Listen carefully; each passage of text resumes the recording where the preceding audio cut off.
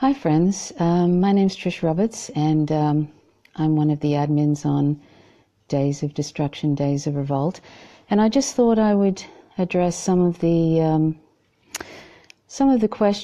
comments that were made today to my video about veganism yesterday, my live stream that I shared on Days of Destruction, Days of Revolt. And often we get, as vegans, we hear these comments in various forms, and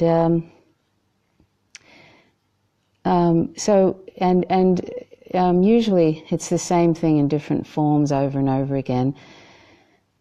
So I just thought I'd take a moment to just briefly discuss some of the comments that were made to this. To one set of comments that were made to the video that I did about veganism. So this person said, I know for vegans the idea of killing an animal can seem cruel or repulsive, but I don't think it needs to be. So first of all, I'll just briefly say what veganism is so that people can, then I'll go from there. So briefly, veganism is an ethical position. It's not a diet and it's not a fad or a health kick. It's an ethical position, just like any other ethical position, which rejects using animals, non-human sentient beings, for food, clothing, entertainment, and other reasons. And it rejects the property status of animals, and that includes any use of animals which is so-called humane farming, which is sort of a myth, really. It's just humane farming is really something that industry has discovered actually sells more animal products. The idea, the sort of myth that's promoted that there's such a thing of humane farming, and that it's a better way to use animals. But that's really, it's just really to make more profit from selling very, very expensive animal products.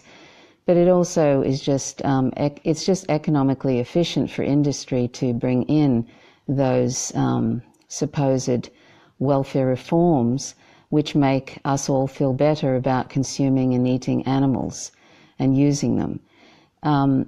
But the thing is that if those reforms were applied to humans, they would be considered torture. And if you've ever been to a slaughterhouse, it's a horror house. It doesn't matter where a slaughterhouse is, and it doesn't matter that those welfare reforms that are brought into slaughterhouses are implemented.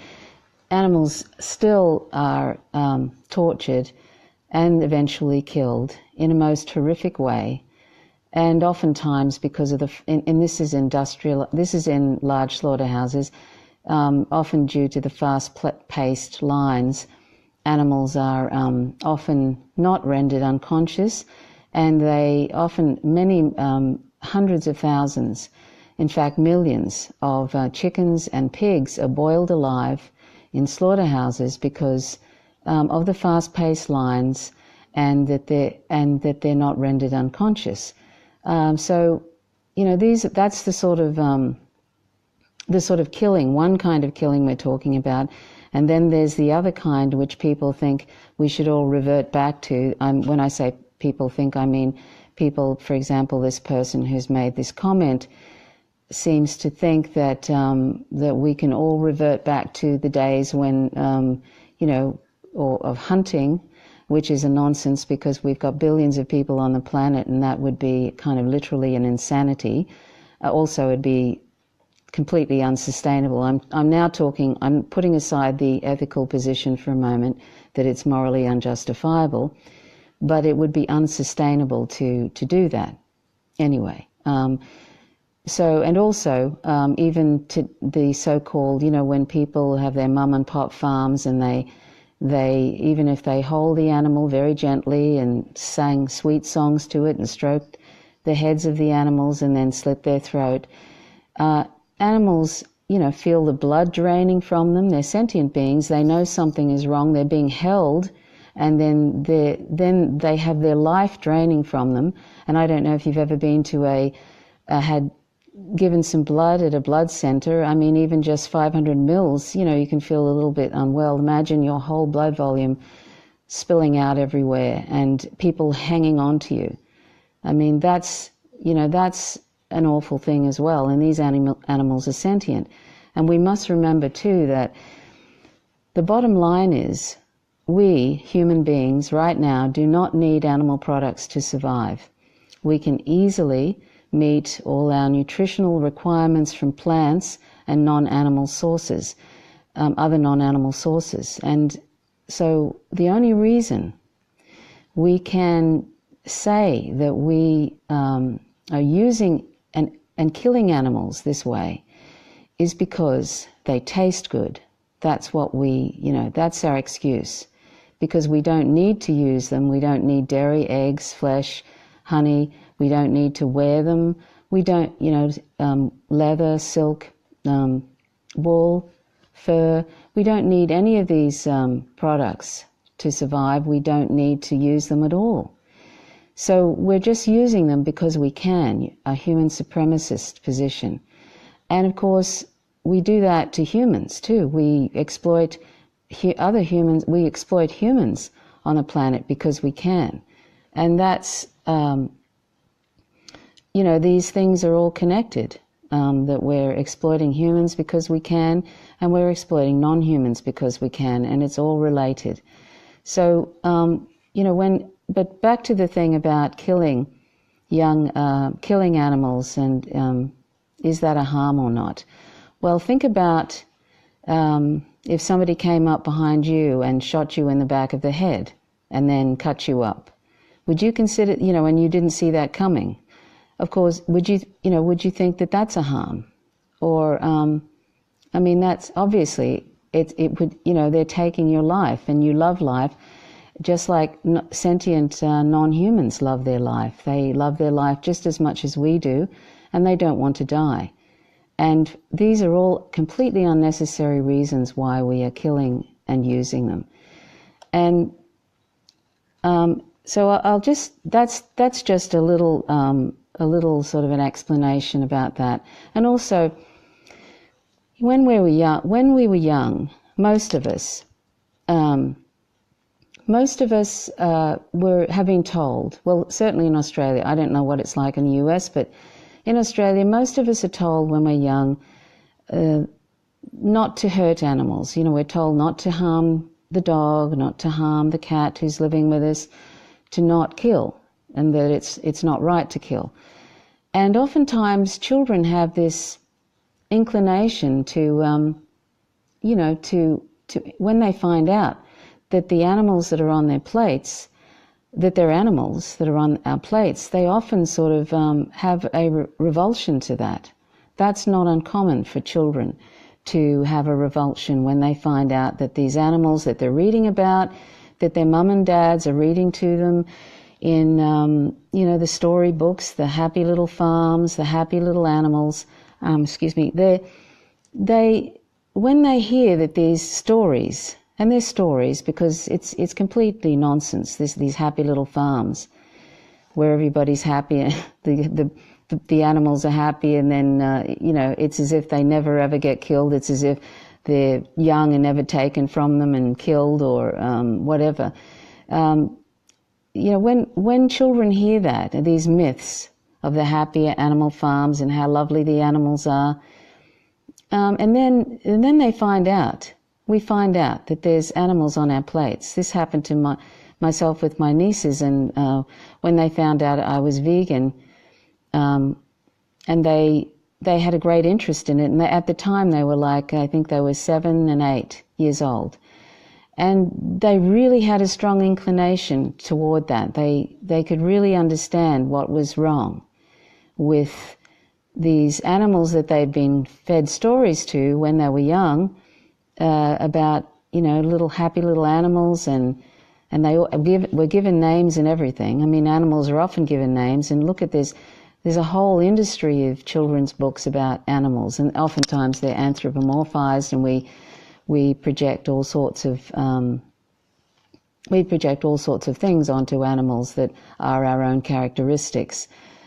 So we don't even really see them as they are. It's anthropomorphized. So, but we tell these stories to children, and then we heavily at the same time we're heavily indoctrinating them that it's okay to eat those animals on our plates, and it's okay to wear them, and so the cognitive dissonance, and eventually that indoctrination, it's so heavy that eventually it reigns supreme with those children, and then of course the children grow up and they're adults, and then the whole cycle of using animals, which is completely unnecessary. This violence that we're participating in, the injustice, is completely unnecessary.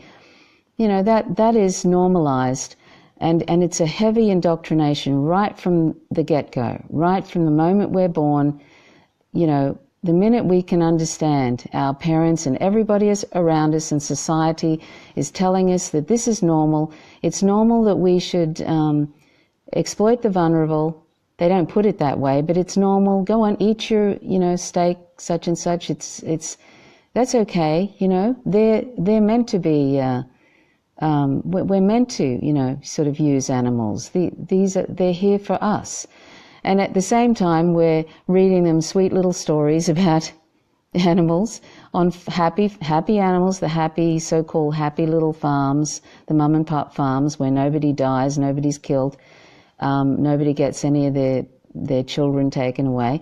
We're told that, and we're just supposed, and eventually, the cognitive dissonance is just off the charts, really, when you think about it, and this is what we're we grow up with, these sort of conflicting messages that eventually the indoctrination takes over, and then we think it's normal to do that. But that's what all indoctrinations do, don't they? Racism is the same. If you're brought up in a family and you don't have much contact with other people, or you're just a child and you're brought up to believe that certain groups of humans are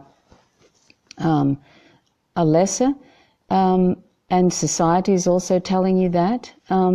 That's what you believe in a way, and unless you come across others who don't have that belief and who haven't been raised in that situation, or then you will continue on with that discrimination, and it can be a very, very serious and heavy indoctrination.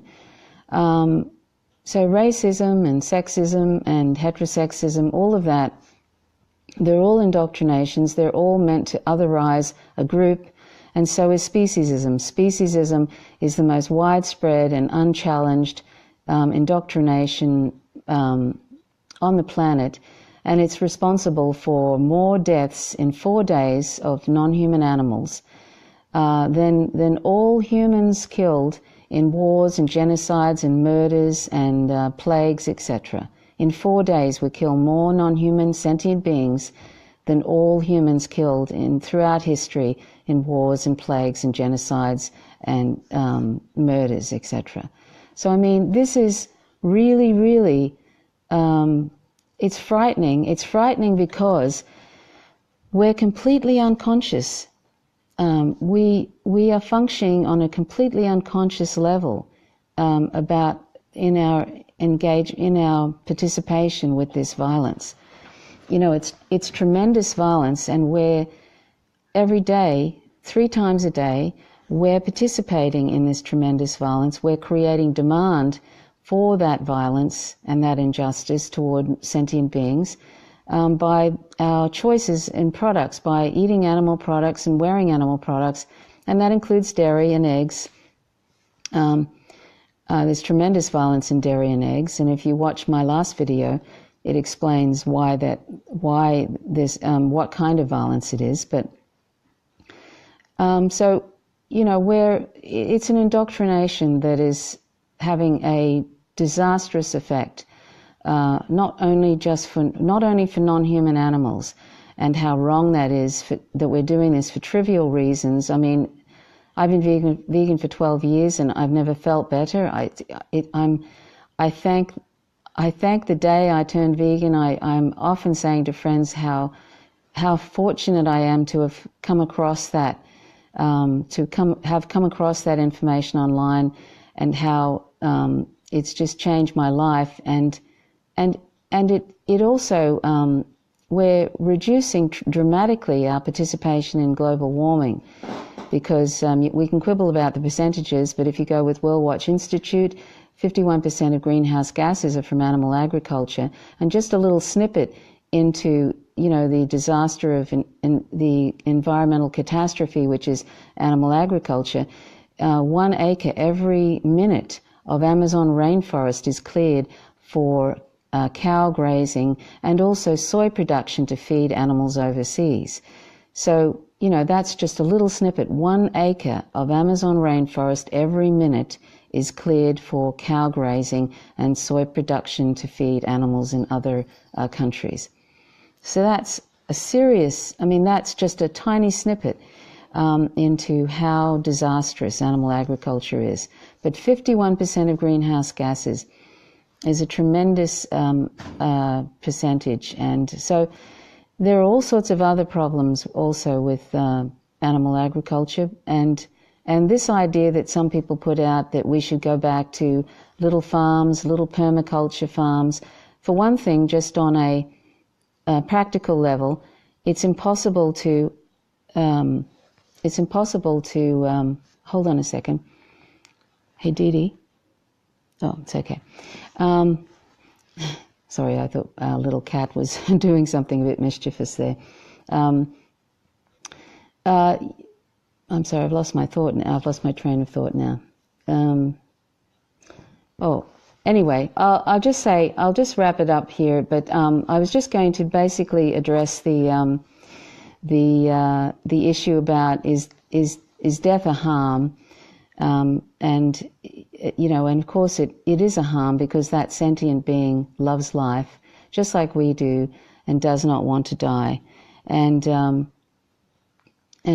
So it doesn't matter how nicely we kill those sentient beings, those sentient animals.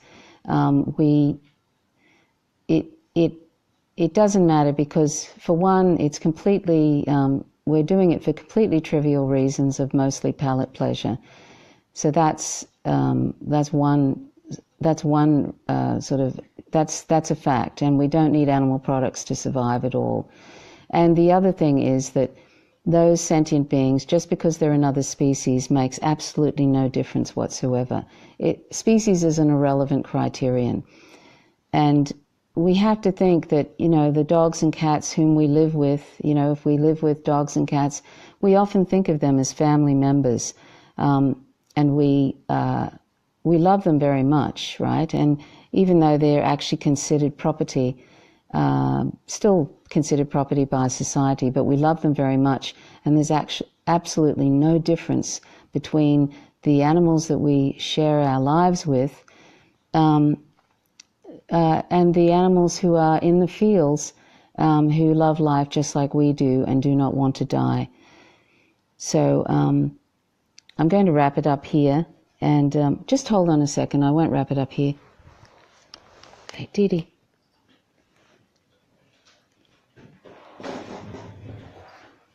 Under the table. Oh, it's okay. Okay, I'm sorry. I was just worried about my little cat. Okay, so I just wanted to. I just quickly want to. I just quickly want to just share one more comment from this person, who said that I'm just trying to find this little spot here.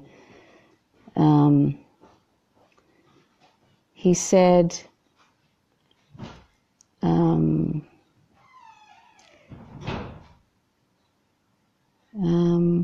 he was talking about how, he said, this is talking about chickens. He said, they will casually wander over and try pecking the flesh of their fellow dead chickens seemingly with little concept of life or death, even after those chickens have lived together in the same free-range yard for some time, probably because their brains are very small. Now, I don't know what farm that would be, because if that's a quote-unquote free-range farm, then if animals are laying about dead in a free-range farm, then that's kind of, that would actually be quite normal in those large free-range, so-called free-range farms. Something that's important to note about the whole idea of free-range and organic, etc., is that it's a complete scam, and I've said that before, but if you've ever seen the facilities that are supposedly free-range, they're massive warehouses, windowless warehouses, filled with ammonia that's absolutely burning burning the chickens' lungs. It's absolutely stinking, and they're crammed in there. And even though they're not in cages, they're crammed into these large industrialized, so-called free-range facilities and barn-laid facilities. And unfortunately, on top of that, we have these organizations that are really just profit-making organizations and promote speciesism, but organizations like the RSPCA in Australia and organizations like them, they promote this idea that free-range or barn-laid eggs and free-range broiler chickens and all that kind of thing is all humane. But I'll just briefly explain that, for example, broiler chickens, the ones that you will find in the supermarket to eat, they're often they're bred to get very, very large, very, very quickly, very, very large. So literally within a few weeks, in about 6 weeks or 2 months, they're really large, so large that their legs break from the weight of them. And also, it is not uncommon for animals to be, for those chickens to also have heart attacks. That's how fast they grow. And this is the sort of, and also you often, if you walked around one of those facilities, these are the ones, where they're able to walk around, but it's crammed, packed full of, 10,000, 20,000 in a large shed. And there's lots of, dead animals laying about. And when that person mentioned, a free-range farm, well, in these particular large warehouses full of so-called, free-range hens, free-range chickens or whatever, there's lots of disease. There's animals that have been just being trampled. And sometimes those chickens, because it's so stressful for chickens, because they get so stressed. I mean, they have their beaks chopped off so they don't peck one another. And that's a terrible, terrible torture in itself. But it's so stressful for those animals in those so-called free-range facilities that if you actually visited one, you would be kind of horrified. It's a horrifying, sort of stressful, really, really noisy, and it's absolutely, it burns the lungs. It's awful. And that's why you'll find that it's rare you'll ever see inside these facilities. They like to keep them out of the public eye and present you with all these happy little, sort of images on packets of flesh where the chickens look very happy and they look, sort of like it's just heavenly there. But this is what we have here. We've got awful free-range, so-called free-range organic farming, which is just a way to sell more animal products. It's just a scam, and it's just as morally wrong as the so-called factory farming. It's all the same kind of thing. And even the animals on these mom and pop farms, they love their life just like we do and don't want to die, and they want and they all end up in the same slaughterhouse, the same horrid blood stench. It's all the same. And all of this horror and violence and injustice for really trivial reasons of mostly palate pleasure. And I'll just say to you that just talking about the dietary aspects of veganism, it's delicious. There's so many cuisines that one can have as a vegan. It's not salads and steamed veggies. It's absolutely delicious. I never get tired of eating. There's so many things you can make. There's so many things. There's alternatives too to animal products if people want to go that way. But it's absolutely delicious. I don't feel I'm missing out on anything, and I also have no trouble finding alternatives for animal products to wear. It's really quite. It's not a hardship. It's not a sacrifice to be vegan. It really isn't. So don't believe any of this propaganda put out by corporate mainstream media that have animal agriculture as one of their advertisers, and that don't fall for that, and don't fall for all the so-called ex-vegans who, and I put that in quotes because once you've internalized the ethical position, you really don't go back. Don't believe those stories that it's unhealthy and, oh my God, I felt so sick and all of. I mean, I'm sorry, but we need to do some research about nutrition. There's a great site, nutritionfacts.org, which presents science-backed information about a plant-based diet, and I'd say that I can confidently say that it's better, much better for you than the animal products that we consume, and certainly in the amounts that we consume them. So anyway, I just wanted to address a couple of there was some other comments there, but sorry I've been a bit distracted. Our little cat was doing something a bit mischievous. And that's the other thing. It's important for us to adopt and rescue refugees of domestication, and that's what dogs and cats are being killed in shelters all over the world because they are also considered property and disposable items. And I invite you to consider adopting and fostering non-human animals in shelters because they are refugees of domestication. And so that's an important thing, as important aspect of being vegan as well. Anyway, thanks very much for listening. I might leave it here. I've been a little bit distracted, so I'm sorry about that. So I just wanted to address those comments that I read today in the thread. I thought other people might find that interesting. I hope I made sense. Okay, well, thanks very much for watching, and I might do this on a regular basis about veganism. And if you are interested in becoming vegan, please check out my vegan resource, howtogovegan.org. Okay, thanks so much. Till next time. Bye for now.